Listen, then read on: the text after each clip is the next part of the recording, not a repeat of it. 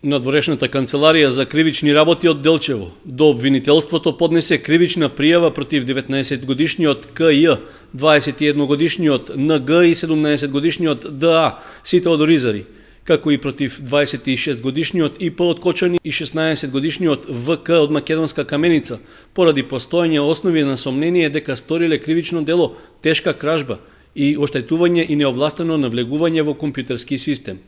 На 27 ноември минатата година, пријавените со намера да се стекнат со противправна имотна корист, со употреба на физичка сила влегле преку мал прозорец во куќа во Македонска Каменица. При тоа одзеле 10.000 денари, еден телевизор и картичка за банкомат. Подоцна од картичката ДА и НГ неовластено подигнале 60.000 денари. Полициската станица од Кочани пак поднесе кривична пријава против 42-годишниот ФЈ од Кочани за сторени две кривични дела: недозволено изработување, држење и тргување со оружје или распрскувачки материи и лажно пријавување на кривично дело. На 25 октомври минатата година лицето во Кочанската полиција пријавило дека неговиот брат ЕЈ во својот дом каде заедно живеат неовластено чувал 4 бомби и 2 пиштоли. Полициски службеници извршиле претрес при што пронашле хемиска рачна бомба.